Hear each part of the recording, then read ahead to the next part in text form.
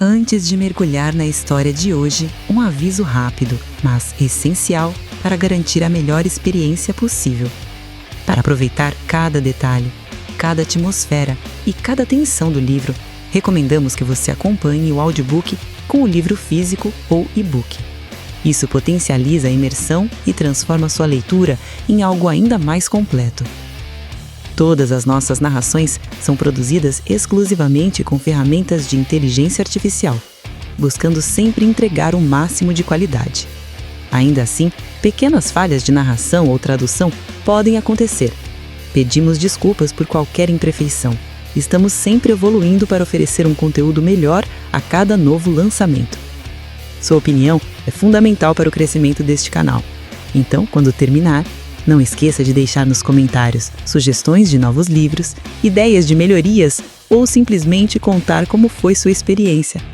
Os Sussurros do Imaginário existe para você. Fique por aqui, explore, comente e continue fazendo parte dessa jornada literária. A história continua e você é parte dela.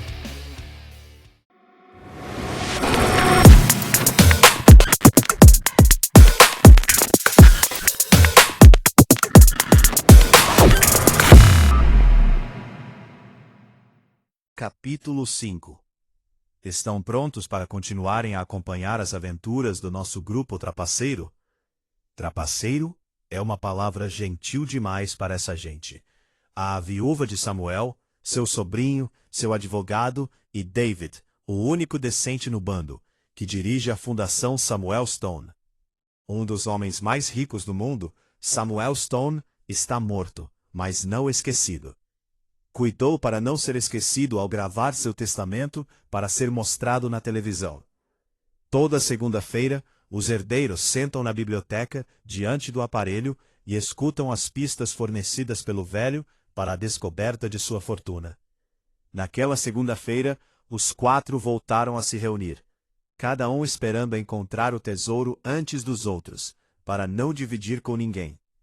O mordomo ligou a televisão e o rosto de Samuel Stone apareceu na tela. Muito bem. Imagino que todos estão aqui, espreitando como abutres, prestes a se lançarem sobre o meu dinheiro, disse a voz. Tornarei as coisas mais difíceis para vocês. Terão de ser muito espertos para descobrirem esta. Os olhos se viraram para o lugar em que David sentava. O único inteligente aqui é David. Seu problema é não ser bastante egoísta. Ele acredita em caridade, e se há uma coisa que eu detesto é desperdiçar meu dinheiro com os pobres. Agora vamos começar. A figura na tela da televisão inclinou-se para a frente. A vida é curta, descobri isso. Portanto, não deixem que nada os barre de se divertirem, mesmo que seja ilegal. Ele balançou a cabeça. É isso aí. Essa é a única pista para esta semana. Tratem de procurar. O mordomo desligou a televisão. A viúva olhava aturdida para o aparelho. É isso aí? Murmurou ela. Mas que tipo de pista é essa? Não revela coisa alguma. Tem de significar algo, comentou David. Ele só falou em barre e diversão, disse o sobrinho, subitamente excitado. Barre pode ser uma referência a algum bar em que o tesouro foi escondido. É bem possível. Quantos bares existem nas proximidades? Perguntou David. 4, respondeu o sobrinho. Vamos verificá-los para saber se o tio esteve em algum. Não é muita coisa, ressaltou o advogado. Mas é tudo o que temos, declarou a viúva. Tenho uma proposta, anunciou David. Para ganhar tempo, por que cada um não vai a um bar diferente? E depois nos encontramos para relatar o que descobrimos. Boa ideia, concordaram todos. A viúva ficou preocupada. Não lhe agradava o fato de David ser tão honesto. David, se encontrar o tesouro primeiro, promete que vai dividi-lo conosco? David hesitou. O que realmente queria, se por acaso encontrasse o tesouro, era dar todo o dinheiro aos desabrigados e pobres. Está bem, acabou respondendo. Se eu o encontrar, dividirei com vocês. E se nós encontrarmos, dividiremos com você. É claro que a viúva estava mentindo. Naquela noite, às 10 horas, todos seguiram para bares diferentes. A viúva foi a primeira a entrar num bar. Não gostava de beber. Seu plano era sentar a uma mesa e ficar observando tudo para tentar descobrir alguma coisa. O bar era pequeno e sujo. Ela se perguntou por que o marido frequentaria um lugar assim. Sabia que Samuel Stone não tomava bebidas alcoólicas por causa de sua úlcera.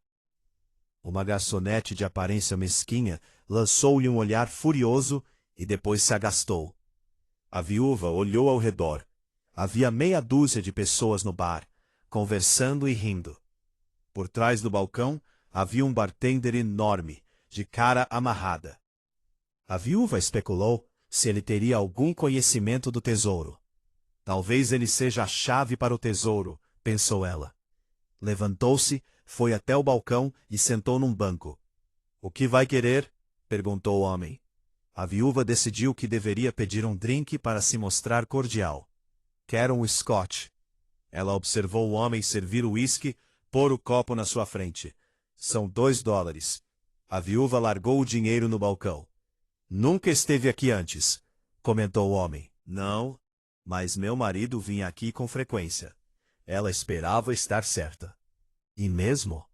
É, sim, seu nome era Samuel Stone. O rosto do bartender se iluminou. Samuel Stone? Ouvi direito? A viúva ficou excitada por constatar que o homem conhecia seu marido. Ele devolveu os $2. Seus drinks são todos por conta da casa. Beba à vontade. Ela fitou-o em silêncio por 1 minuto, depois tomou um gole do uísque. Termine logo seu drink, insistiu o bartender. Afinal, isso merece uma comemoração. Ela bebeu tudo. O gosto era horrível. Então seu marido era o velho Samuel Stone. Ele tornou a encher o copo com uísque. Beba. Não, não quero, começou a protestar a viúva. Ora, é uma honra para mim. A viúva não queria ofendê-lo. Tomou o segundo copo. Já se sentia tonta, nauseada. Conheceu meu marido muito bem?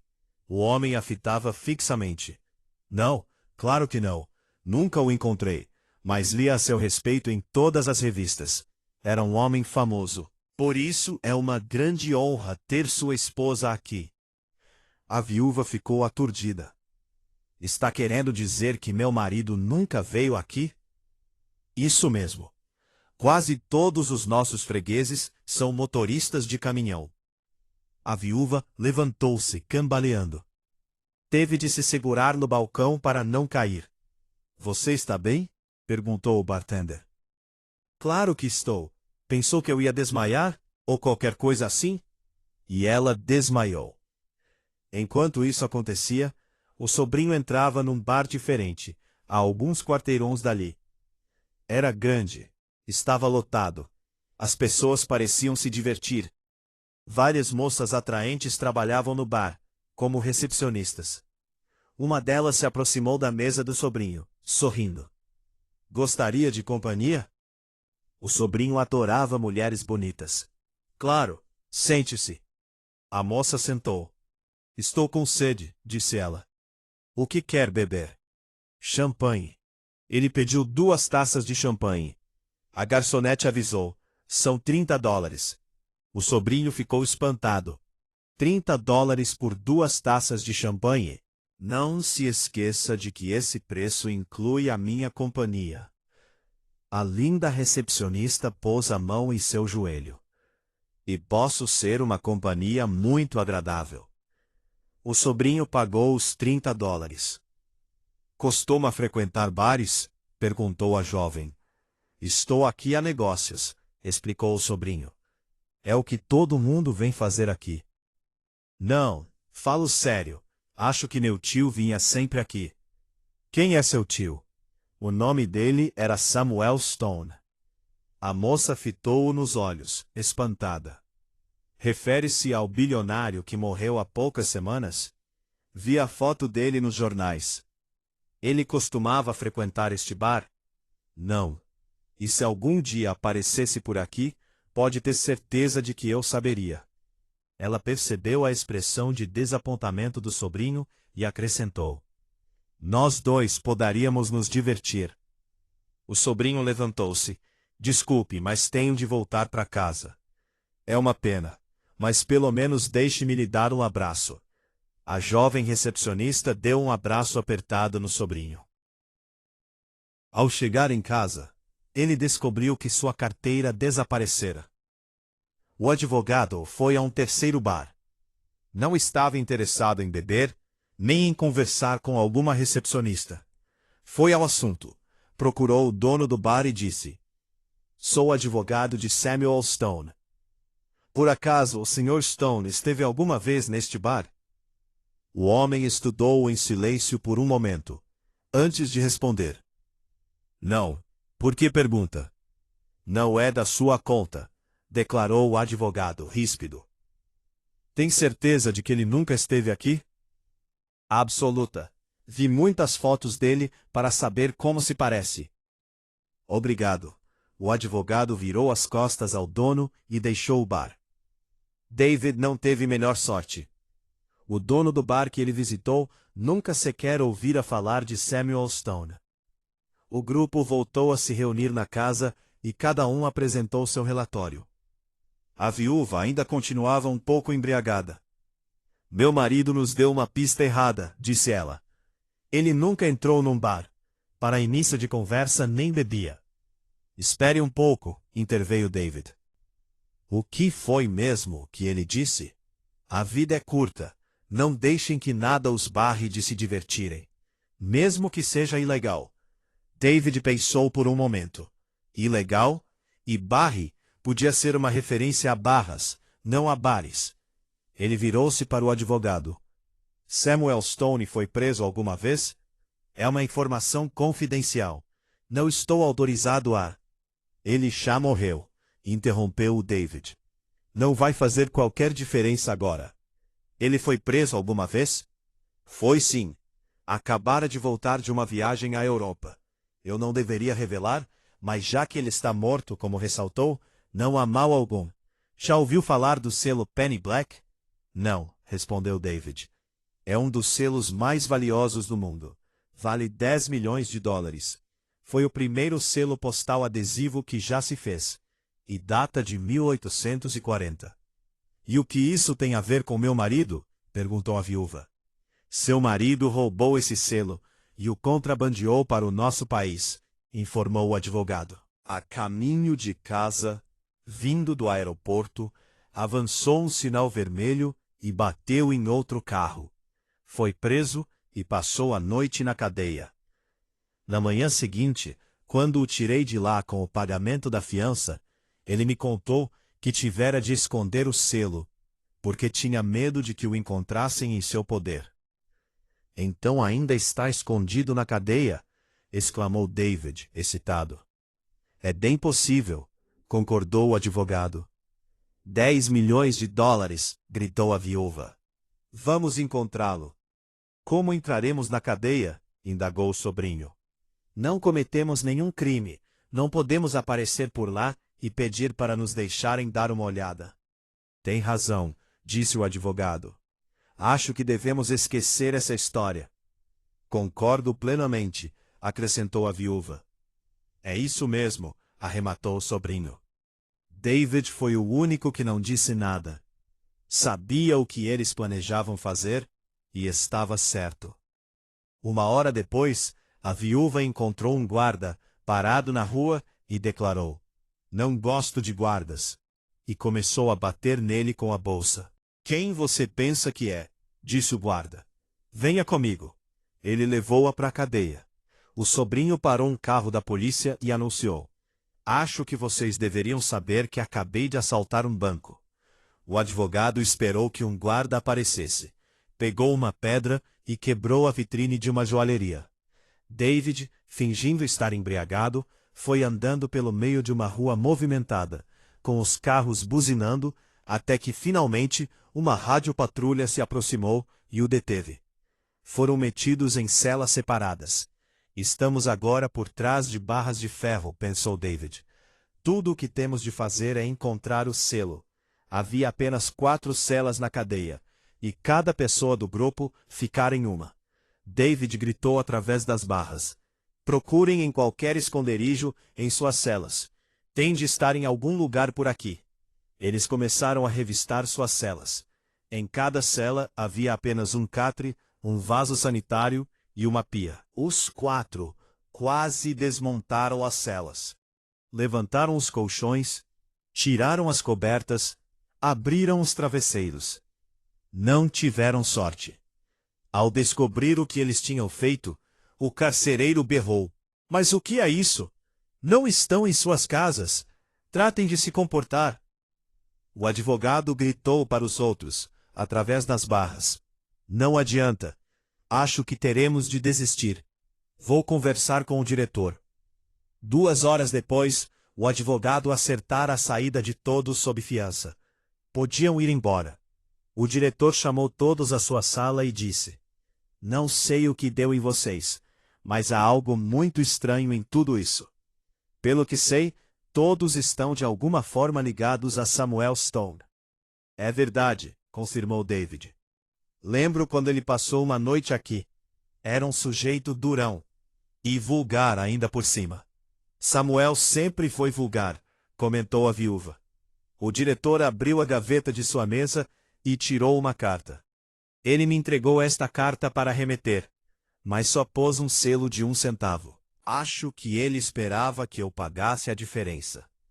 "Pois se enganou." "Posso ver essa carta?" pediu David. "Claro." O diretor entregou-a.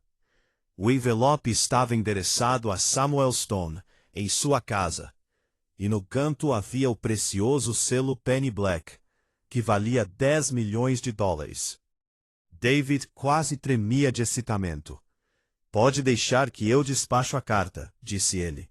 "Não, eu mando", gritou a viúva. Ela arrancou a carta de David. O sobrinho interveio. "Eu é que farei isso." Ele tirou a carta da viúva. O diretor observava-os, perplexo. Por que todos se mostravam tão ansiosos em remeter aquela carta? "O que tem nesse envelope?" perguntou ele. "Nada", respondeu o advogado. O diretor ficou desconfiado. "Devolvam-me essa carta." Todos ficaram observando horrorizados, enquanto o diretor pegava o envelope. Ele abriu-o, deu uma espiada lá dentro. Só havia um pedaço de papel em branco. Por que Samuel Stone enviaria para si mesmo um pedaço de papel em branco? "Ele era excêntrico", sugeriu David. "Excêntrico?" repetiu o diretor. "Ele devia era ser louco." "Posso ficar com a carta?" perguntou a viúva, insinuante. Por motivos sentimentais, o diretor deu de ombros. "Claro." Ele entregou o envelope à viúva. "Obrigada." Ela estava com os $10 milhões em suas mãos. "Podemos ir embora agora?" indagou o advogado. "Podem sim, e nunca mais quero ver nenhum de vocês aqui. Fui informado de que desmontaram suas celas." "Pedimos desculpas por isso", disse David. Saíram da cadeia para o sol forte lá fora. Voltaram a casa no maior excitamento. "Ainda há muita coisa da fortuna de Samuel a descobrir", comentou a viúva. "Mas pelo menos já temos estes $10 milhões", disse o advogado. "Vamos ligar para um colecionador de selos e nos certificar de que o Penny Black vale mesmo $10 milhões." Todos se agruparam em torno do advogado, enquanto ele dava o telefonema. Depois de se apresentar, ele explicou: "Tenho um selo Penny Black, e queria saber se está interessado em comprá-lo." Todos puderam ouvir a voz excitada no outro lado da linha. "Tem mesmo? Pagarei qualquer coisa por esse selo." "Qualquer coisa?" murmurou o advogado. "E quanto isso significa em dólares?" $15 milhões o deixariam satisfeito? 15 milhões? Claro que sim. Há 20 anos que venho procurando por esse selo. Pois pode vir buscá-lo aqui. O advogado forneceu o endereço. Basta trazer o dinheiro. Depois que ele desligou, todos se entreolharam na maior alegria. 15 milhões de dólares! Exclamou a viúva. A primeira coisa que farei com minha parte será comprar roupas e peles no valor de milhares de dólares. Também terei um iate com lindos marujos. Acho que vou comprar um avião e contratar lindas mulheres para piloto e copiloto, disse o sobrinho. E o advogado acrescentou: eu vou comprar imóveis. Todos se viraram para David. O que você vai fazer? Vou devolver o dinheiro, respondeu David. O quê? Está querendo dizer que é bastante tolo para devolver sua parte do dinheiro? Não apenas a minha parte, anunciou David. Todo o dinheiro. Os outros ficaram aturdidos. Mas do que você está falando? David virou-se para o advogado. Você disse que o selo era roubado. E verdade. Então não nos pertence. Tem de ser devolvido ao legítimo dono. Não pode fazer isso, protestou a viúva. O selo é nosso. Vai voltar a quem pertence, insistiu David. E se não quisermos devolver? Indagou o sobrinho. Neste caso, terei de voltar à cadeia para ter uma conversinha com o diretor, declarou David. Imagino que há uma longa sentença de prisão para quem negocia propriedade roubada. Vocês irão para a cadeia.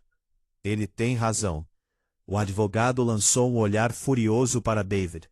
Samuel Stone estava certo. Você é honesto demais.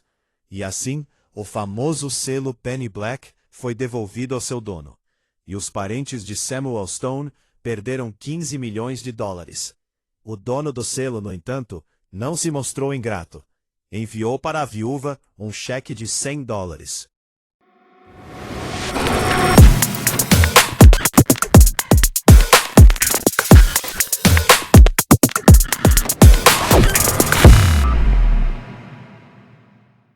Capítulo 6.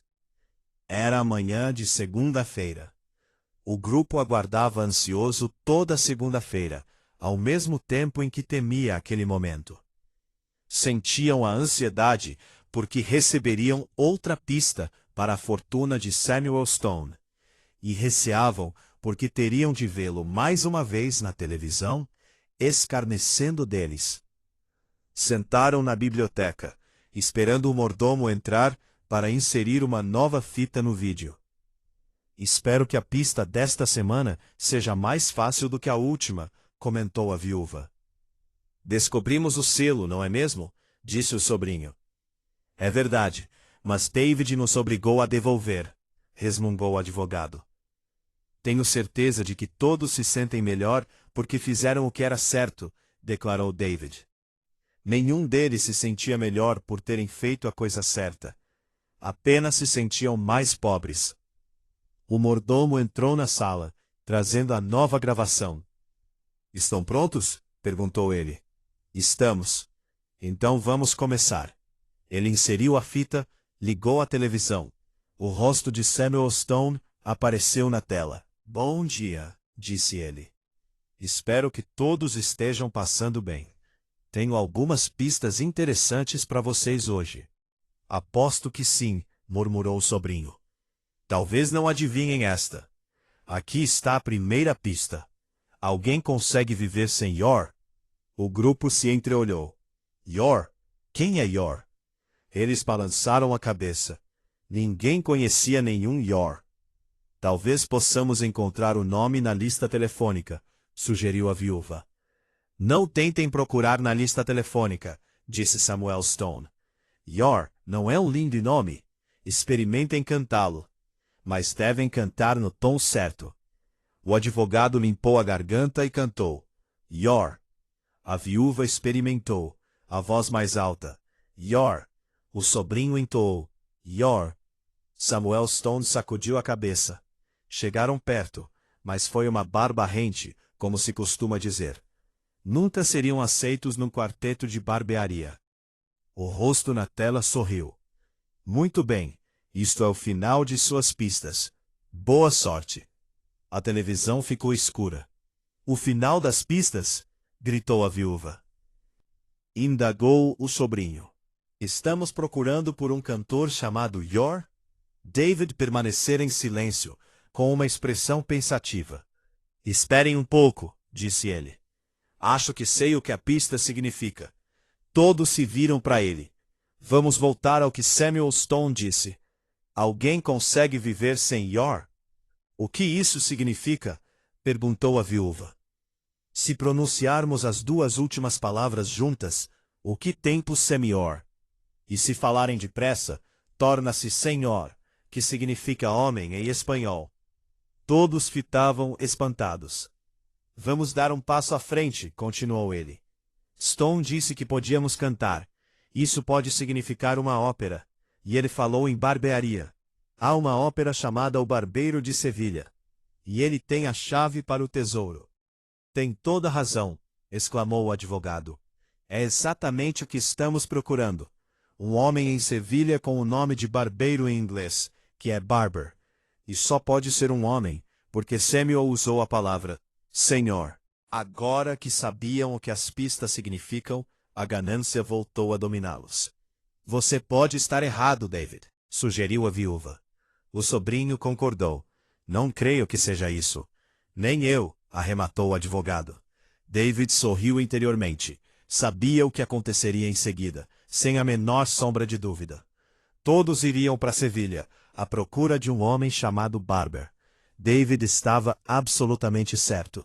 A viúva, o sobrinho e o advogado voaram para a Espanha naquela mesma noite, em aviões diferentes. Cada um queria chegar lá na frente dos outros. David também embarcou no avião, mas se encontrasse o tesouro, queria entregá-lo à Fundação Samuel Stone, para ajudar os pobres. Sevilha é uma linda cidade espanhola, com igrejas e monumentos antigos datando do século X. É uma das cidades mais aprazíveis do mundo. Mas ninguém do grupo tinha o menor interesse que não fosse a caça ao tesouro. A viúva foi a primeira a chegar. Procurou na lista telefônica. Havia 4 pessoas com o nome de Barber. Ela decidiu tentar a sorte com o primeiro. Pegou um táxi e foi para o endereço indicado na lista telefônica. Era um restaurante. Um cartaz na janela dizia: "Precisa-se de garçonete." A viúva entrou. Foi cumprimentada por um homem de meia idade, usando um avental.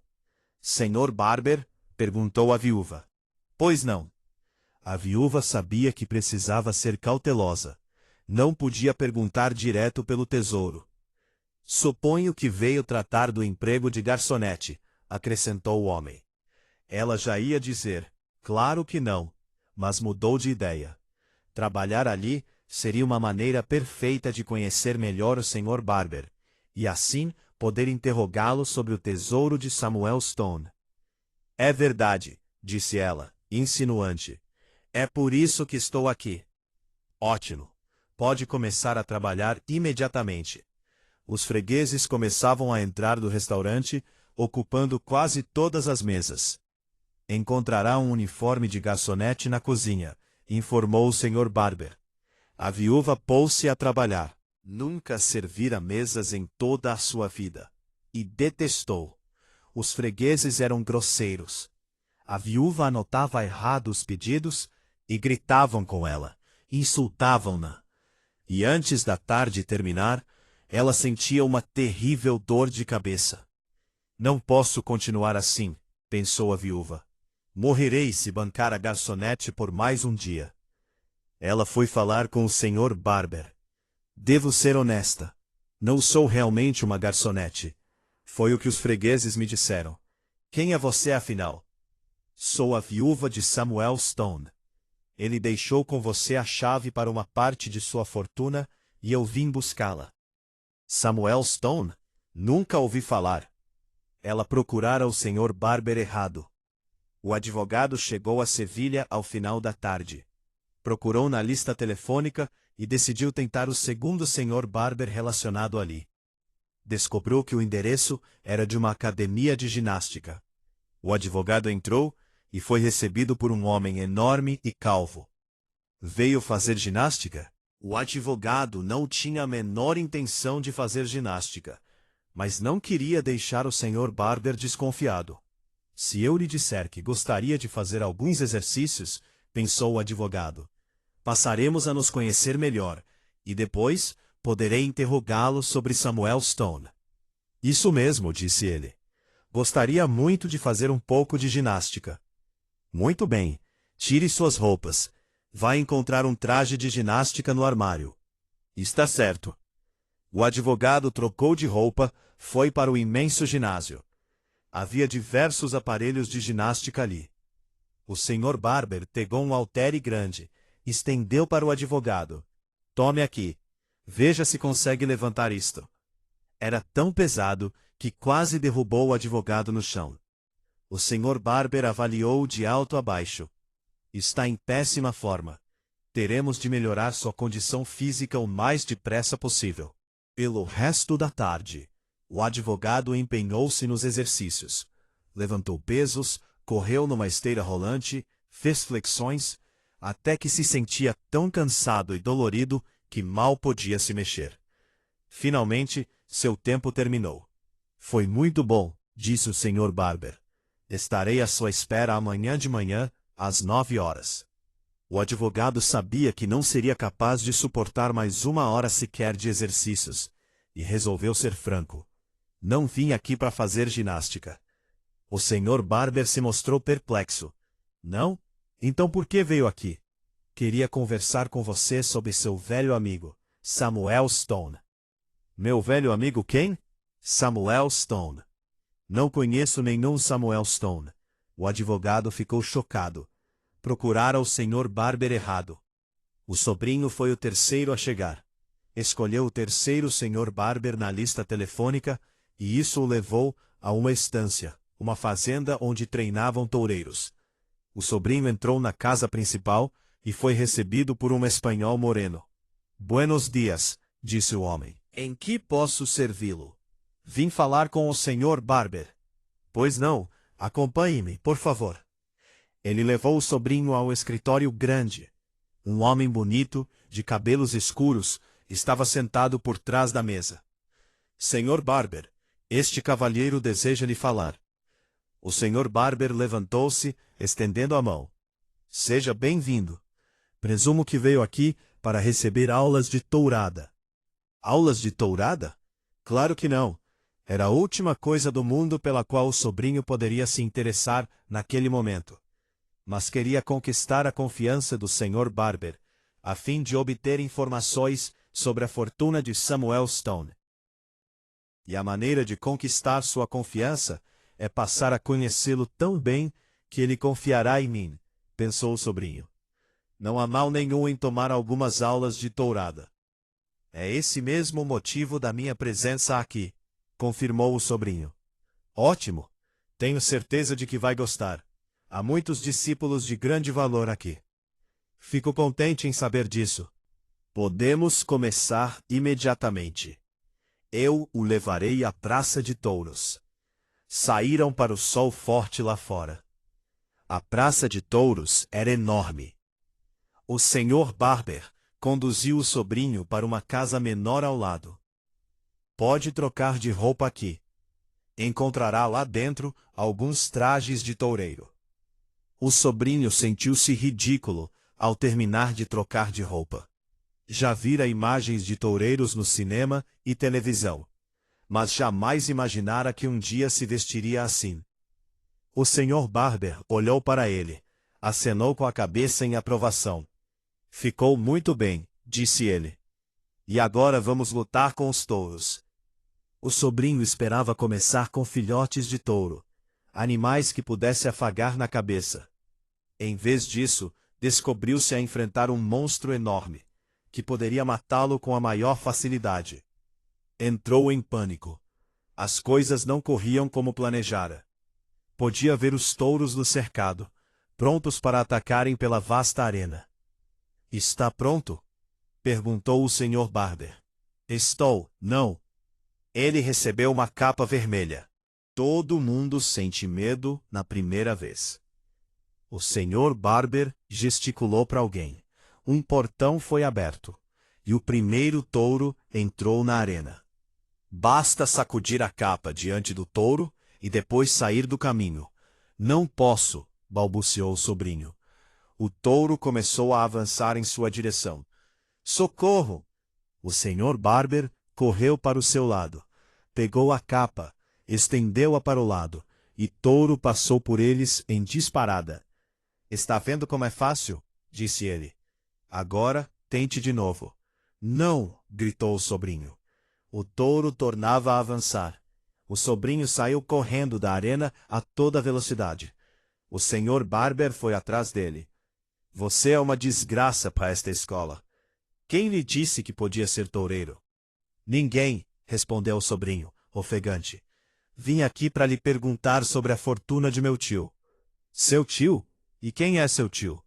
Samuel Stone. Está guardando um tesouro dele. O senhor Barber franziu o rosto. Nunca ouvi falar desse tal de Samuel Stone. Ele nunca lhe falou do seu tesouro. Já disse que não conheço o homem. O sobrinho sentia-se frustrado. Procurara o senhor Barber errado. David foi o último do grupo a chegar a Sevilha. Também procurou na lista telefônica e decidiu começar pelo quarto senhor Barber. O endereço era de um serviço de acompanhantes. David entrou, foi recebido por um homem baixo e gordo. Estou procurando pelo senhor Barber, anunciou David. O homem sorriu. Sou o senhor Barber, a seu dispor. Ótimo. Pode me prestar uma grande ajuda. Prometo que sim, declarou o homem. Que tipo de garota prefere? Alta, baixa, loura, morena? Mas do que está falando? Acredite que sei muito bem do que estou falando. Este é o melhor serviço de acompanhantes de toda a Espanha. Nossas garotas os farão muito feliz. Não estou procurando por uma garota, explicou David. O senhor Barber balançou a cabeça. Entendo. Neste caso, temos homens que o farão muito feliz. Espere um pouco, disse David. Acho que entendeu tudo errado.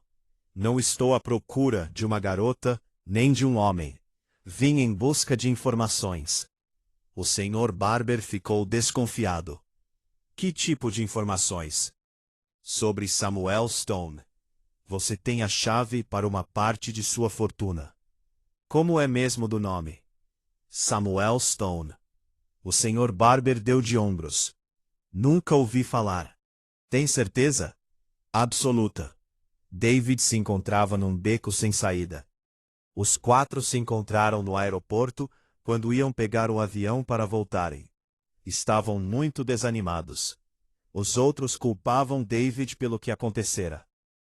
Você e suas pistas, exclamou a viúva furiosa.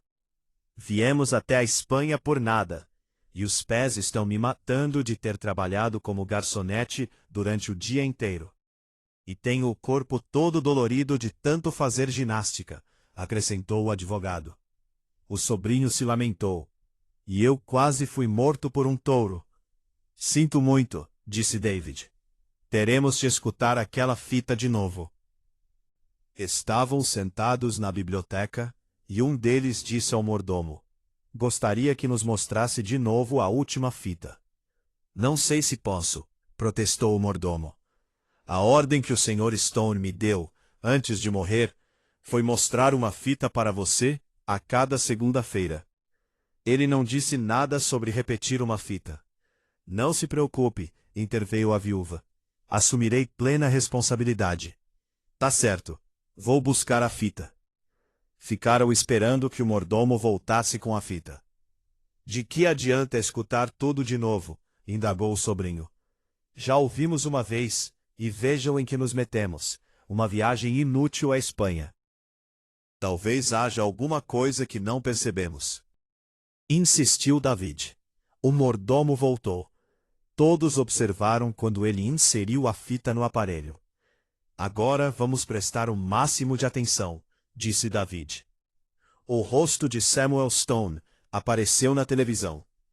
Alguém conseguir viver sem Yor? Yor não é um lindo nome? Experimentem cantá-lo. Uma barba rente. Quarteto de barbearia. A gravação terminou. A tela ficou escura. De que adiantou ouvir de novo? Indagou a viúva. Não habemos mais do que antes. David mantinha-se imóvel, com uma expressão de concentração. Já sei, exclamou ele de repente. Seguimos a pista errada. Como assim? Perguntou o advogado. David levantou-se excitado. Ele nos lançou na pista errada. Queria que pensássemos na ópera O Barbeiro de Sevilha e fôssemos até a Espanha. Mas a verdadeira pista é barba rente. Onde se consegue uma barba rente? Com um barbeiro. Tempos de procurar o barbeiro de Samuel Stone. Sensacional! Exclamou o advogado. Quem é o barbeiro de seu marido? Ela sacudiu a cabeça. Não sei. Alguém deve saber. Chamaram o mordomo. Sabe onde o Sr. Stone cortava o cabelo? Não. Ele mesmo guiava o carro quando ia até lá. E nunca mencionou o nome de seu barbeiro. Os 4 se entreolharam frustrados. Não se preocupem, disse o sobrinho. Não deve ser tão difícil assim encontrá-lo. Deixem-me procurar na lista telefônica. Iremos todos juntos, decidiu a viúva. Ela não queria que o sobrinho levasse qualquer vantagem. Todos observaram-no abrir as páginas na seção em que estavam relacionadas às barbearias. Havia centenas. Isso é terrível, murmurou o advogado. Nunca descobriremos a certa. Vamos dividir os nomes, sugeriu David. Cada um ficará com uma lista e começaremos a telefonar. Boa ideia. Já se encaminhavam para salas diferentes, em que havia telefones, quando a viúva chamou. Espere um instante, David. Vamos fazer um acordo. Quem encontrar a barbearia certa, dividirá o tesouro com os outros. Combinado? Combinado, respondeu o sobrinho. Claro, acrescentou o advogado. Eu concordo, disse David. E eu também, arrematou a viúva. Exceto por David, todos estavam mentindo. Cada um queria o tesouro só para si. Em salas separadas, começaram a telefonar. Barbearia Acme. Podia me informar se Samuel Stone era freguês daí? Não, não era. Barbearia Metropolitana. Eu gostaria de uma informação. Vocês tinham um freguês chamado Samuel Stone? Não. Barbearia Diamond. Um homem chamado Samuel Stone era freguês de vocês? E assim continuou. Ligaram para dezenas de barbearias, por toda a cidade, e a resposta era sempre não. Até que o sobrinho dava o 30º telefonema, e já se sentia desanimado. Barbearia Westside. Nunca tiveram um freguês chamado Samuel Stone, não é mesmo? Claro que tivemos. Pobre Sr. Stone. Nós o conhecíamos muito bem. O sobrinho sentiu seu coração cantar. Encontrara a barbearia certa. Muito obrigado. Ele anotou o endereço, guardou o papel no bolso. Não tinha a menor intenção de partilhar a notícia com os outros. Em vez disso, esgueirou-se pela porta dos fundos e partiu em seu carro. A viúva continuava ao telefone, ligando para barbearias, quando olhou pela janela e avistou o sobrinho saindo em seu carro. Compreendeu no mesmo instante o que estava acontecendo. O sobrinho descobrira a barbearia certa. Ela encaminhou-se apressada para seu carro, a fim de segui-lo. Não tinha a menor intenção de partilhar a fortuna com os outros. O advogado falava ao telefone, quando divisou a viúva indo para seu carro, e compreendeu no mesmo instante o que estava acontecendo. Levantou-se para segui-la. David viu o advogado sair e pensou, eles já sabem onde fica a barbearia. E David seguiu o advogado. Os 4 chegaram à barbearia, um de cada vez. Entraram apressados. Quem é o dono? Perguntou o sobrinho. Sou eu, respondeu um homem idoso, de cabelos grisalhos. Cuidava dos cabelos de Samuel Stone. O barbeiro sorriu. Fui ser barbeiro por 30 anos. Ele virou o rosto quando os outros entraram. Já esperava por vocês. O Sr. Stone me deu uma chave para guardar e disse que deveria lhes entregar quando viessem buscar. Ele abriu a gaveta, tirou uma chave de um cofre particular num banco.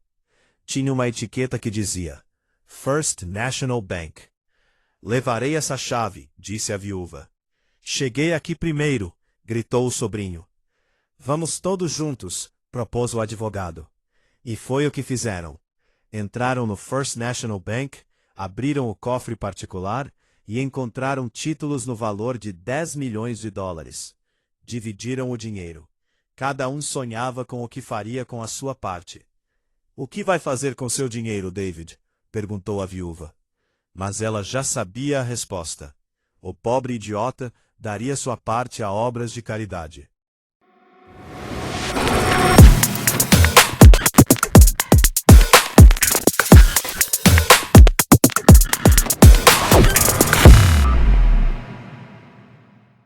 Capítulo 7.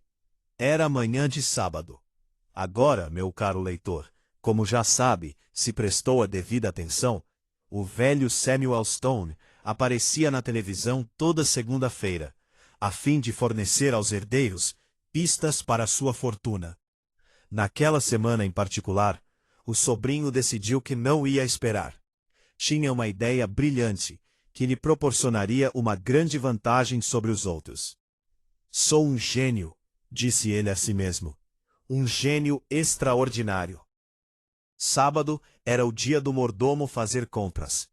Assim que o sobrinho ouviu sair de casa, foi até seu quarto e procurou pela fita que seria exibida na segunda-feira. Encontrou-a escondida numa gaveta da escrivaninha. Pegou-a e pensou: agora terei as pistas do tio antes dos outros. Poderei ficar com o tesouro só para mim. Ele levou a fita para a biblioteca e fechou a porta, para que ninguém mais visse o que estava fazendo. Pôs a fita no vídeo e ligou a televisão. O rosto de Samuel Stone apareceu na tela. Muito bem. Acho que estão prontos para a próxima pista, disse ele. Claro que estou, exclamou o sobrinho. Ele não conseguia ficar parado, de tanto excitamento. Esta é uma boa época do ano, disse Samuel Stone. O tempo deve estar agradável. Ah, mas que linda manhã! Isso é uma pista? Murmurou o sobrinho. Ah, mas que linda manhã! É o início de uma canção de um musical chamado Oklahoma. Mas o que isso tem a ver com? A voz de Samuel Stone continuou. Aqui está um enigma para vocês. O que uma banana, um coco e um carro têm em comum? Este é um enigma digno de um Sherlock. O sobrinho sentiu um aperto no coração. Que tipo de enigma absurdo é esse? Ele foi até a televisão e disse: dê-me outra pista, tio. Mas gravação terminara. Não havia mais pistas. Mas que droga, pensou o sobrinho. Esta é impossível. Nem mesmo David poderia adivinhá-la. Não fazia sentido. Oklahoma, um coco, uma banana e um carro. Não adiantava.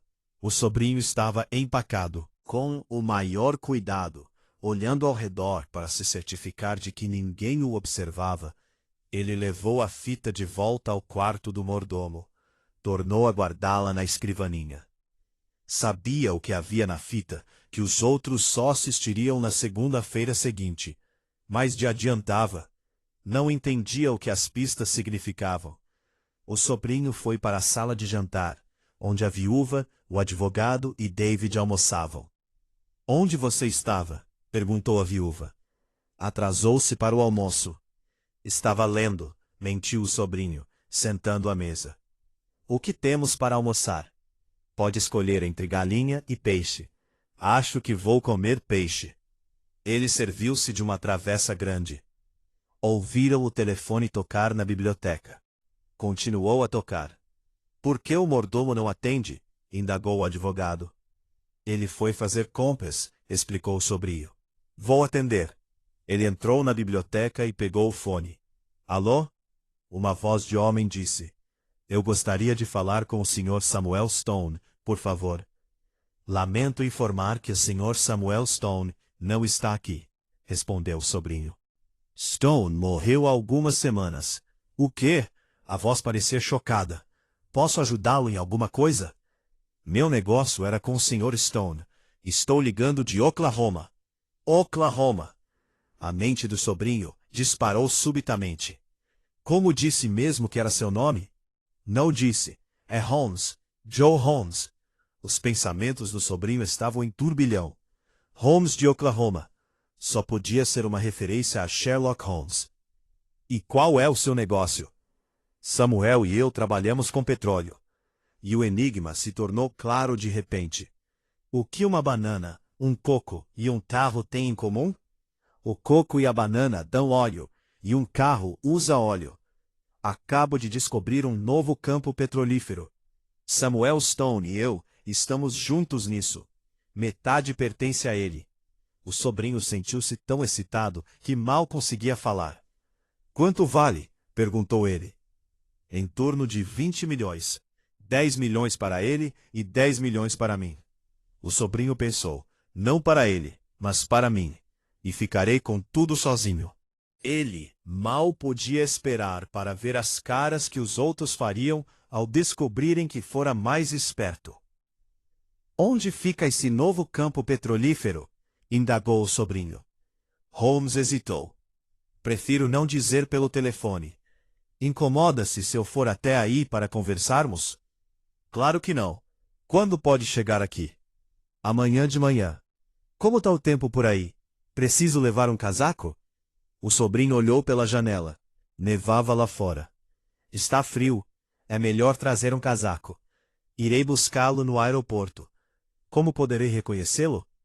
Sou baixo, tenho apenas 1,60 m. E sou careca. Até amanhã. Estarei à sua espera. E dos 10 milhões de dólares, pensou o sobrinho, feliz. No início da manhã seguinte, o sobrinho saiu de casa sem fazer barulho, antes dos outros acordarem.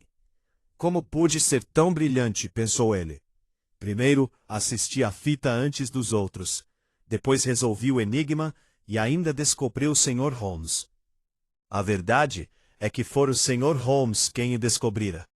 Mas o sobrinho não estava muito interessado na verdade. Ele seguiu para o aeroporto a fim de receber o Sr. Holmes.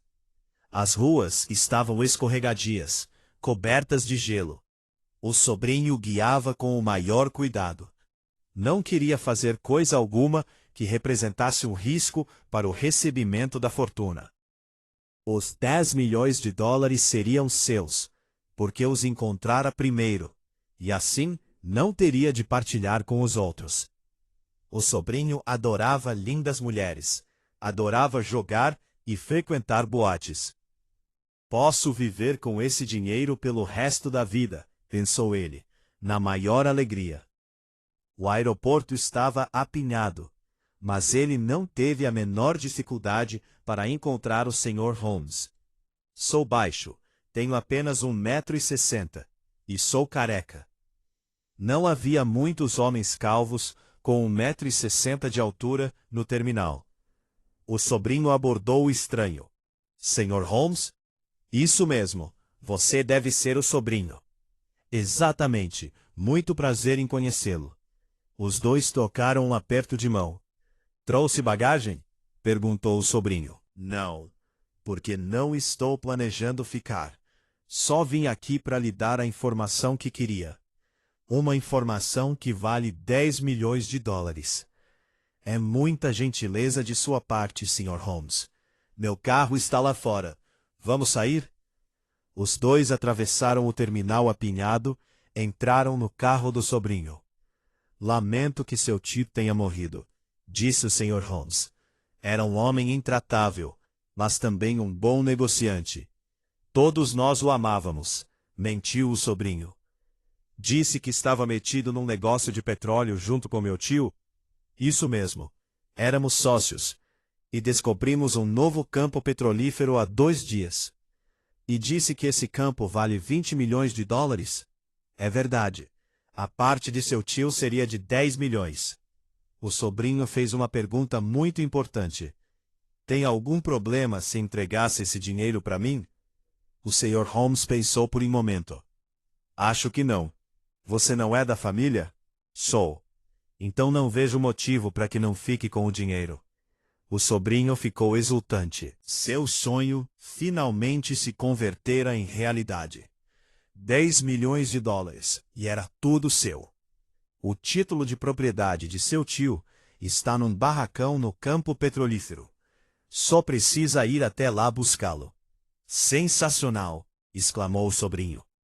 Só lhe restava agora saber onde era o campo petrolífero. Chegaram na casa. O Sr. Holmes contemplou-a com a maior admiração. Uma bela casa, murmurou ele. Também acho. Era de tio Samuel. Agora pertence à família. O Sr. Holmes saltou do carro e o sobrinho seguiu-o. Onde foi mesmo que disse que fica o campo petrolífero? Os dois homens começaram a subir os degraus.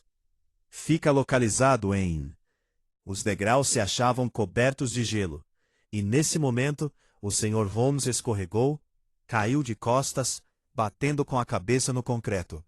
Ele sentou, parecendo tonto. Tinha os olhos vidrados. Está bem, Sr. Holmes? O sobrinho ajudou a se levantar. O Sr. Holmes olhou para ele. O que estou fazendo aqui? Veio me dizer onde fica o campo petrolífero.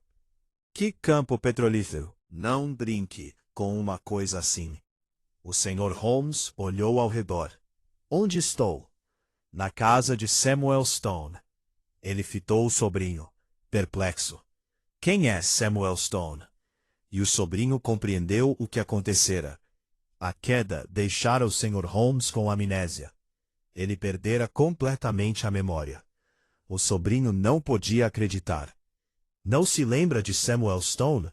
Perguntou ele, na maior ansiedade. O Sr. Holmes balançou a cabeça. Não me lembro de nada. Quem sou eu?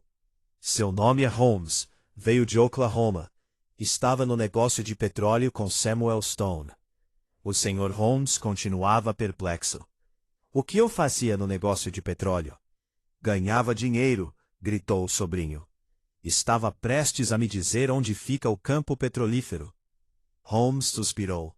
Sinto muito, mas não consigo me lembrar. Não estou me sentindo bem. Ele começou a cair. O sobrinho amparou-o dizendo, vou levá-lo para a cama. Tinha certeza de que o Sr. Holmes recuperaria a memória depois de repousar um pouco. O sobrinho abriu a porta da frente sem fazer barulho. Certificou-se de que não havia ninguém por ali, e ajudou o Sr. Holmes a subir para um dos quartos de hóspedes. Não estou me sentindo bem, repetiu o Sr. Holmes. Tenho uma dor de cabeça terrível. Talvez seja melhor chamar um médico. Não há necessidade, assegurou o sobrinho. A última coisa que ele queria naquele momento era que mais alguém encontrasse o homem que tinha a chave para 10 milhões de dólares. Basta deitar e descansar um pouco. Tenho certeza de que vai se recuperar. Ele ajudou o Sr. Holmes a se acomodar na cama e observou-o fechar os olhos. O Sr. Holmes pegou no sono no mesmo instante. É a minha falta de sorte, pensou o sobrinho, irritado. Mais alguns segundos e ele teria me contado onde fica o campo petrolífero. Agora, tenho de esperar até que recupere a memória. O importante era não deixar que alguém soubesse que o Sr. Holmes se encontrava na casa. O sobrinho podia ouvir os outros circulando pela casa. Fechou a porta do quarto de hóspedes e desceu ao encontro do resto do grupo. Estavam comendo de jejum. Você saiu cedo esta manhã, comentou David. Não vi mais seu carro quando acordei. O dia estava tão bonito que resolvi dar um passeio. Todos olharam pela janela. A nevasca era intensa. Acho um dia assim muito bonito, acrescentou o sobrinho. E gosto de guiar na neve. Ele quase balbuciava de tão nervoso. Depois que terminaram de comer, o advogado perguntou: gostaria de jogar cartas? Não respondeu o sobrinho. Tenho um trabalho a fazer. Ele subiu a escada apressado. Certificou-se de que ninguém o observava e abriu a porta do quarto de hóspedes. O Sr. Holmes já acordara. Provavelmente ele recuperou a memória a esta altura, pensou o sobrinho. Como se sente? Perguntou ele. O Sr. Holmes lançou-lhe um olhar aturdido. Quem é você? O sobrinho sentiu um aperto no coração. Sou o sobrinho de Samuel Stone. E quem é Samuel Stone? É o seu sócio, gritou o sobrinho. Você lhe deve 10 milhões de dólares. O Sr. Holmes ficou perplexo. 10 milhões de dólares? Não tenho 10 milhões de dólares. Tem 20 milhões de dólares, e metade disso me pertence. Tente se lembrar. Não consigo. Ele fez menção de se levantar da cama. Tô com fome. Espere aqui, disse o sobrinho. Vou buscar o desjejum. Não deve sair desse quarto. Seria um desastre se os outros o vissem. O sobrinho prometeu. Voltarei num instante. Ele desceu, entrou na cozinha e disse à cozinheira. Tô com fome. Ela fitou, surpresa. Mas acabou de comer. É verdade, mas a neve sempre me deixa faminto. Poderia preparar uma bandeja para mim? Talvez alguns sanduíches? Ele ficou observando a cozinheira preparar os sanduíches e arrumá-los numa bandeja. Devo levar para a sala de jantar? Não, respondeu o sobrinho. Pode deixar que eu mesmo levo. Ele pegou a bandeja, subiu para o quarto de hóspedes. Não viu que David o procurava, e David ficou espantado. Por que o sobrinho levaria uma bandeja com sanduíches para o segundo andar? No quarto de hóspedes, o sobrinho anunciou ao entrar. Trouxe sanduíches para você. Não estou com fome, declarou o Sr. Holmes. Quero sair daqui. Não pode sair. Por que não? E foi nesse momento que David entrou no quarto. O sobrinho ficou em pânico. Quem é esse homem? Perguntou David. Era, ou melhor, é um velho amigo meu, o Sr. Jones. É esse meu nome? Indagou o Sr. Holmes. Sr. Jones? Não sabe qual é o seu nome? Perguntou David.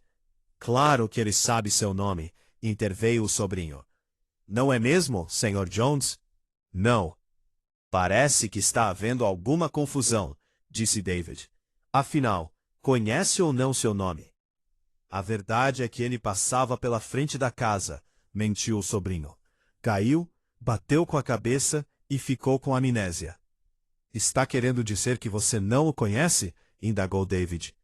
Nunca o tinha visto antes, em toda a minha vida. Holmes não contestou, porque não sabia quem era o sobrinho, nem mesmo quem ele era. A viúva e o advogado passavam pelo corredor, e ouviram vozes no interior do quarto. Entraram e viram o estranho deitado na cama. Quem é ele? Perguntou a viúva. E o que está fazendo em minha casa? Não sei quem ele é, respondeu David. O sobrinho se apressou em falar, pois não queria que os outros descobrissem a verdade.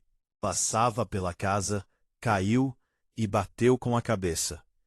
Eu o trouxe até aqui para descansar um pouco. Ele não pode descansar em minha casa, protestou a viúva. Tire-o daqui. O advogado concordou. É isso mesmo. Não queremos estranhos nesta casa. Esperem um pouco, disse David. O homem está doente. Não podem expulsá-lo nesse estado. Claro que posso, insistiu a viúva, e imediatamente. Ela virou-se para o homem na cama e acrescentou. Quero que saia daqui em 5 minutos. Ele não tem para onde ir, reagiu David. É problema dele, disse o advogado. O sobrinho estava furioso. Chegara bem perto de se apossar do tesouro de 10 milhões de dólares, mas o Sr. Holmes de nada mais lhe servia, agora que perdera a memória. Também se sentia disposto a expulsá-lo para a rua. 5 minutos, repetiu a viúva. David observou os outros deixarem o quarto e depois se aproximou da cama. Lamento que isso tenha de acontecer, Sr. Jones, ou qualquer que seja seu nome. Eu gostaria de saber qual é o meu nome, murmurou o homem. David ficou com pena. Deu um tapinha no ombro do Sr. Holmes e disse: Venha comigo. Vou levá-lo a um hospital e providenciar para que cuidem de você. É muita bondade sua. O Sr. Holmes levantou-se da cama. Aquelas pessoas têm um coração muito frio, querendo expulsar um homem doente para a rua. Não tinham más intenções, alegou David, que sempre dizia coisas boas a respeito de todo mundo. A viúva, o sobrinho e o advogado estavam na biblioteca. observando David sair com o homem para a rua. A viúva escarneceu. David tem o coração muito mole. Precisa aprender a ser mais duro.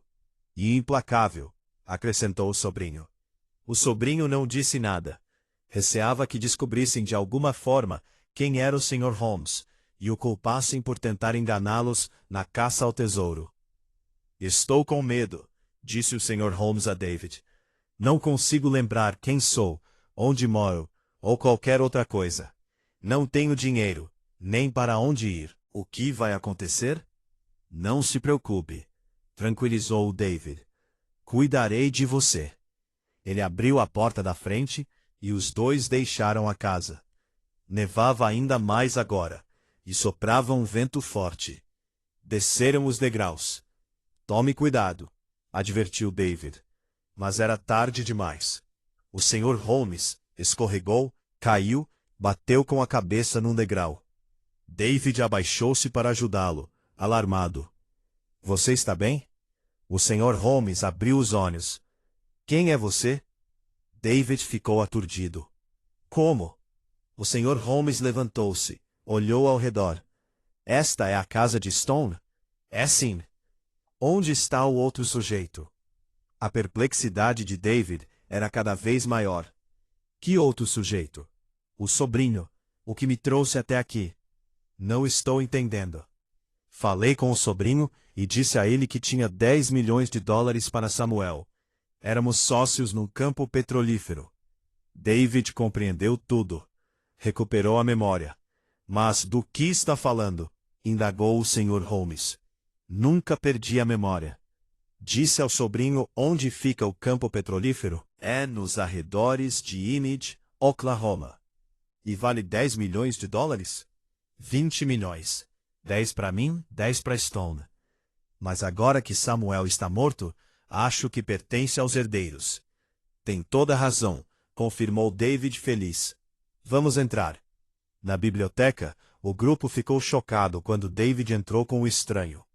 O que o Sr. Jones está fazendo aqui? Indagou a viúva. Pensei que o tivesse levado embora.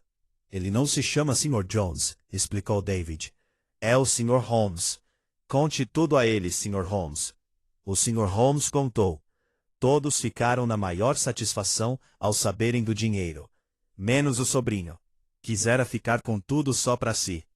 Se o sobrinho fosse mais gentil e acompanhasse o Sr. Holmes na saída da casa, seria o único a saber da localização do tesouro. Quando souberam do truque sujo do sobrinho, o advogado advertiu. Nunca mais faça isso. Devemos todos assistir às fitas juntos. Lembre-se disso no futuro. E quero que todos prometam. Eu prometo, murmurou o sobrinho. Eu prometo, disse a viúva. Eu prometo, murmurou o advogado. Mas todos falaram com os dedos cruzados.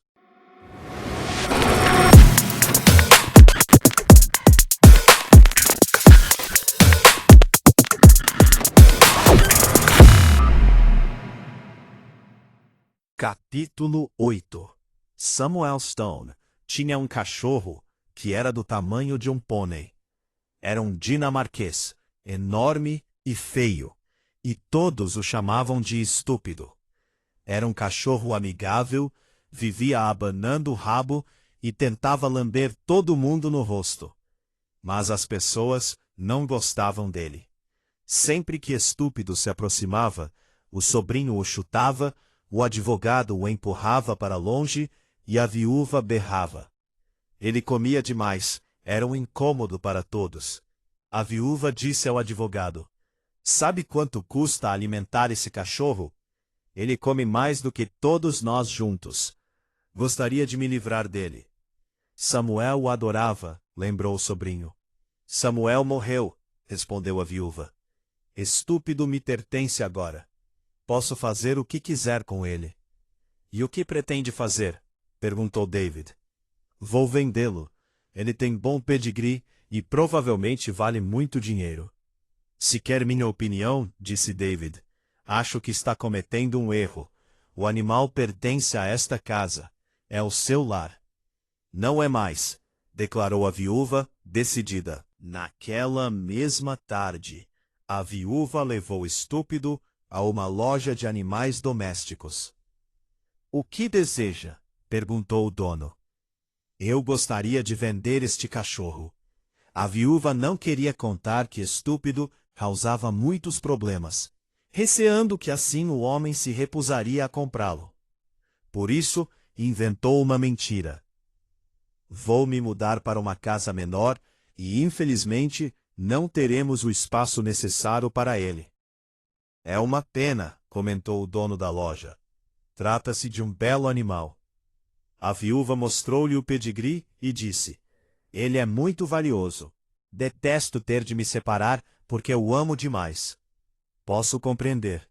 Quanto me dá por ele?" $1000. A viúva sentiu-se bastante satisfeita. "Está ótimo." Ela pegou o dinheiro e acrescentou: "Adeus, Estúpido." O homem fitou-a, surpreso. "Estúpido? É o nome carinhoso que demos a ele." A viúva voltou para casa, feliz com a transação. Não apenas se livrara do animal, mas ainda ganhara $1000. David continuou com o forte pressentimento de que a viúva cometera um erro. Sentia que Samuel não teria gostado da venda do cachorro. "Mas talvez seja melhor para Estúpido viver em outro lugar", pensou David. Ninguém aqui o tratava bem. Na manhã de segunda-feira, o grupo voltou a se reunir na biblioteca, a fim de ouvir Samuel, na fita de vídeo, dar as pistas para o próximo tesouro. Todos estavam muito excitados e se perguntavam qual seria o tesouro desta vez. Como sempre, o mordomo entrou na sala para inserir a fita e ligar a televisão. Olhou para o grupo e perguntou: "Estão prontos?" Todos responderam em coro: "Estamos." O aparelho foi ligado e o rosto de Samuel Stone surgiu na tela. "Muito bem, aqui estamos de novo. Sei que estão contentes por me verem." Ninguém se sentia contente por vê-lo, exceto David. "Tenho um mistério que é um osso duro de roer. Estão procurando por uma coisa grande, muito velha e não muito inteligente, sem uma perna em que se apoiar. Estão acompanhando? Tigre pode ajudá-los." A tela ficou escura. Todos se entreolharam, aturdidos. "Ele chama isso de uma pista?" gritou a viúva. "Como vamos descobrir onde está o tesouro por aí?" "Quem não tem uma perna em que se apoiar?" indagou o advogado. "E quem é Tigre?" especulou o sobrinho. David era o único que não se mostrava irritado. Pensava no que Samuel Stone dissera. "Uma coisa grande, muito velha", murmurou ele, e de repente se lembrou de algo. Samuel não era um dos curadores do Museu de História Natural, que fica no centro da cidade? "Era sim", confirmou o advogado. Ele tinha um grande interesse pelo assunto. Era fascinado por dinossauros. "Então é isso", exclamou o sobrinho, excitado. Os dinossauros eram grandes e velhos, e não muito inteligentes. "Ei, espere um pouco", disse a viúva. "Está sugerindo que devemos procurar por um dinossauro? Eram tão grandes quanto um edifício. Não se poderia esconder um dinossauro em parte alguma. Há mais uma coisa. Parte da pista é um mistério que é um osso duro de roer. Talvez seja um osso de dinossauro." "Acho que é isso mesmo", concordou o advogado. "Por que não vamos ao museu e conversamos com o diretor?" Todos entraram em seus respectivos carros e seguiram para o Museu de História Natural em disparada, cada um querendo chegar antes dos outros. O diretor do museu se surpreendeu ao vê-los entrar correndo, ao mesmo tempo.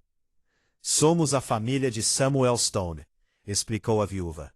"Samuel adorava dinossauros, não é mesmo?" "É verdade. Este aqui há poucas semanas e aconteceu uma coisa lamentável na ocasião." "O que foi?"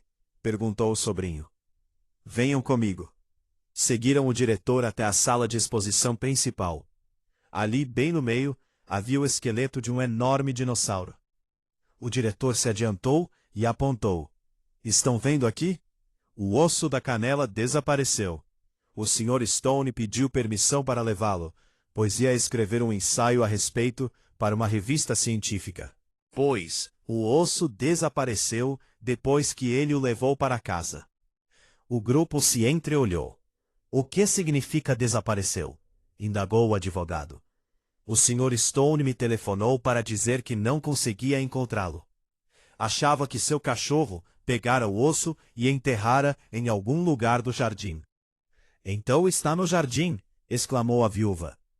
Quanto vale esse osso se o encontrarmos e trouxermos de volta? A exposição é incompleta sem isso. O museu estaria disposto a pagar $5 milhões pela devolução. $5 milhões. Muito obrigado, murmurou o sobrinho.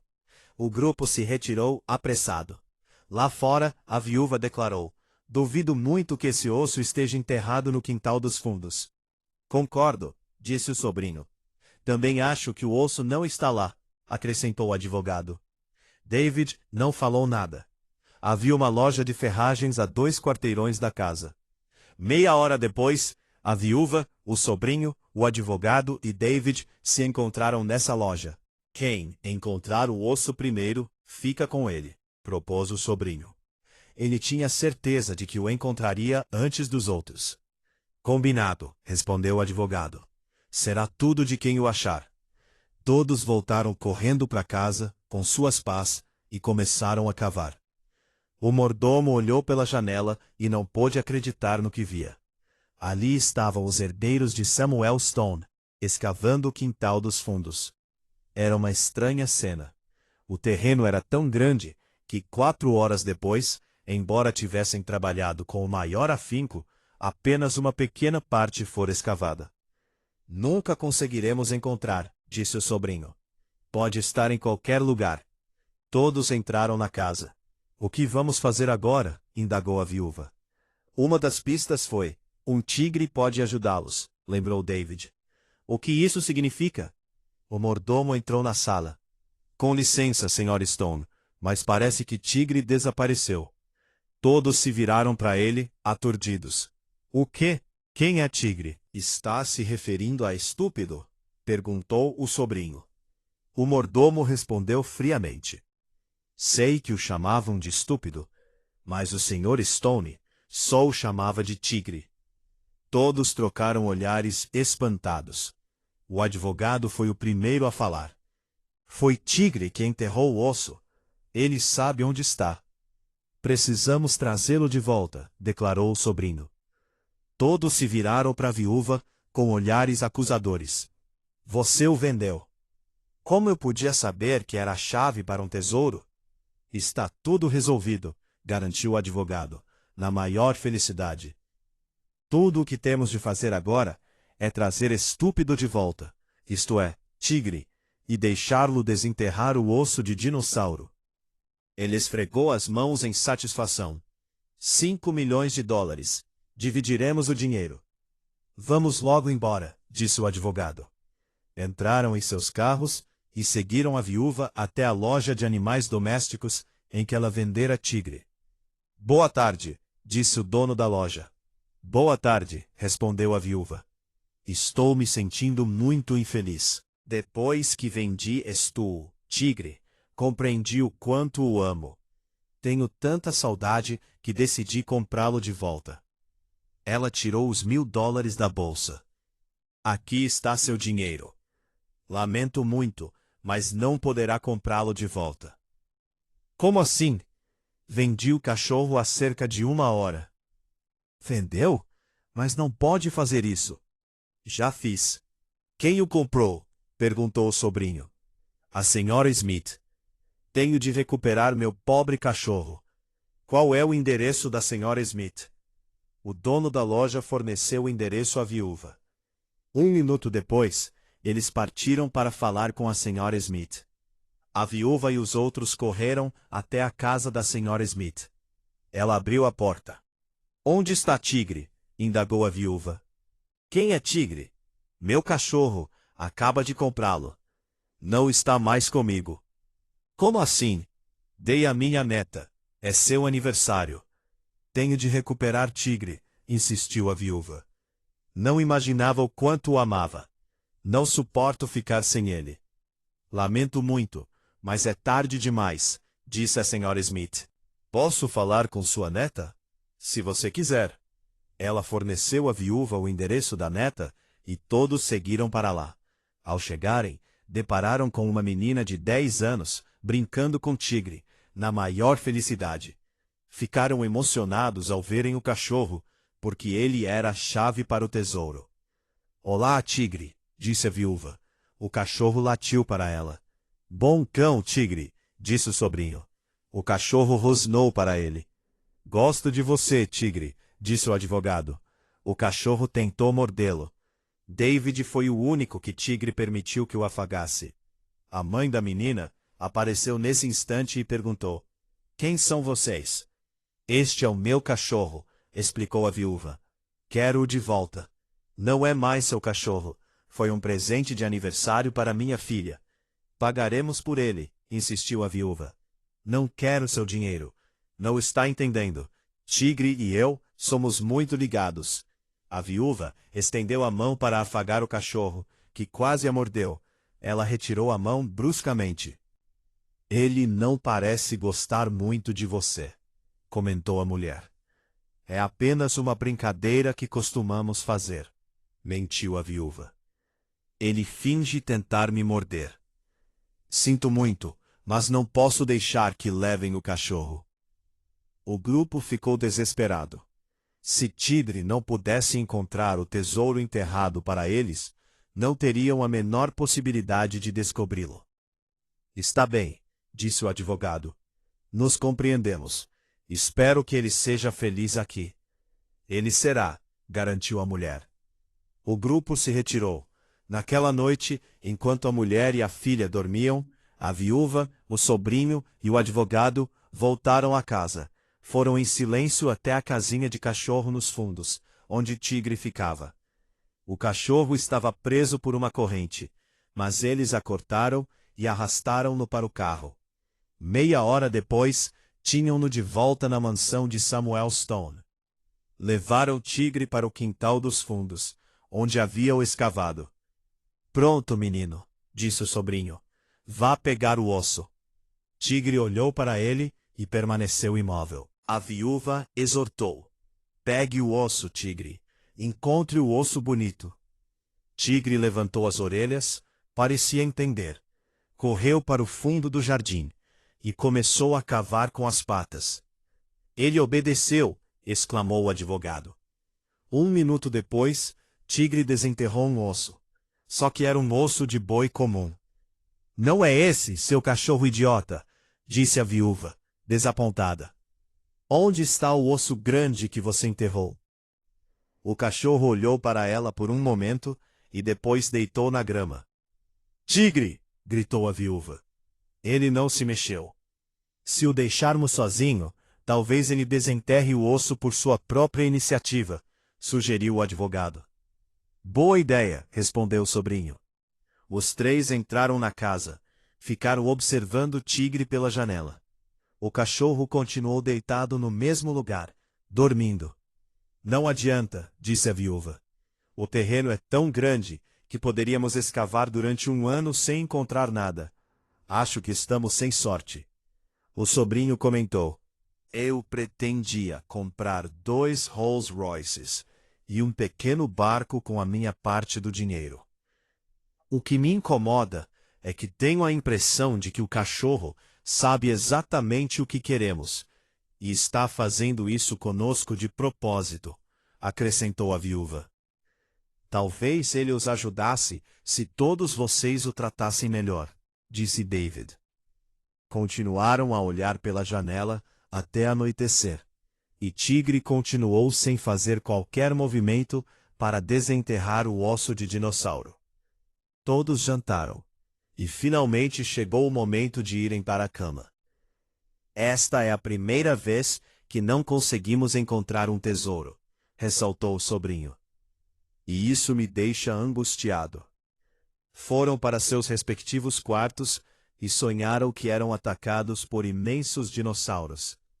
David sonhou que um dinossauro avançava em sua direção, cada vez mais próximo. Podia sentir o bafo quente em seu rosto. E acordou. Tigre estava na cama, ao seu lado, e tinha na boca o osso do dinossauro. David sentou, completamente desperto agora. Tigre, seu pequeno patife. Ele abraçou o enorme cachorro. Obrigado por me trazer o osso. Tigre abanou o rabo. Na manhã seguinte, quando o grupo se reuniu para o desjejum, David apareceu com o osso do dinossauro. A viúva foi a primeira a notar. Você conseguiu! Exclamou ela. Como o encontrou? O advogado insinuou num tom de acusação. Saiu de madrugada para escavar e não nos disse nada. Não fiz nada disso, respondeu David. Tigre encontrou o osso e o levou para mim. Então vamos dividir o dinheiro, propôs o sobrinho. Pertence a todos nós. David balançou a cabeça. Não, pertence ao museu. Mas o diretor disse que pagaria $5 milhões por esse osso. Não é justo, insistiu David. Ele nos contou que Samuel o levou emprestado.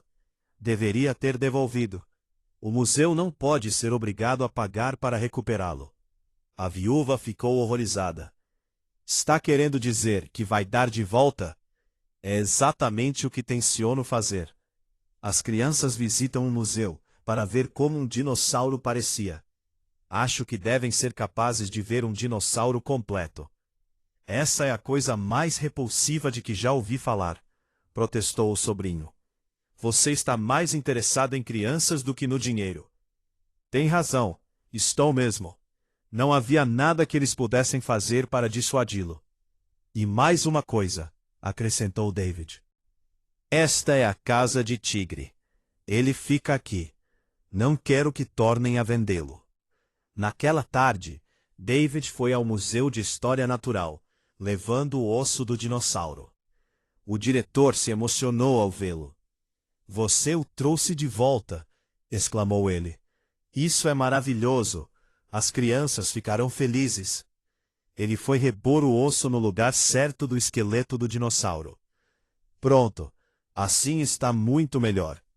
Ele virou-se para David. Como devo fazer o cheque? David balançou a cabeça.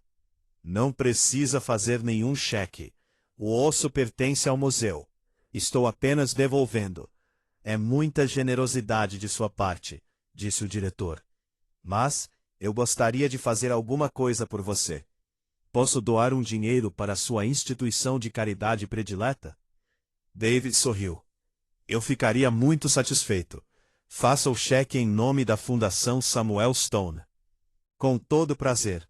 E quero que saiba que sou profundamente grato. A viúva estava furiosa. Achava que fora ludibriada. E que David tirara um dinheiro que lhe pertencia. Se ao menos David não fosse uma pessoa tão decente. Ela chamou os outros para uma reunião e disse: na segunda-feira, Samuel vai nos dar as pistas para o próximo tesouro, certo? O sobrinho e o advogado acenaram com a cabeça em concordância. Pois tenho uma ideia. Por que não fazemos alguma coisa para que David não possa estar presente? Assim, teremos a certeza de que o dinheiro será só para nós. Afinal, ele sempre dá o dinheiro aos pobres. Uma ideia brilhante, exclamou o advogado. Vamos pensar em algum plano para afastá-lo. Quando David voltou, todos tinham caras inocentes. Não podia imaginar que conspiravam contra ele. Na manhã seguinte, a viúva voltou à loja de animais domésticos com Tigre e tornou a vendê-lo. Usou os $1.000 que recebeu para comprar um vestido novo.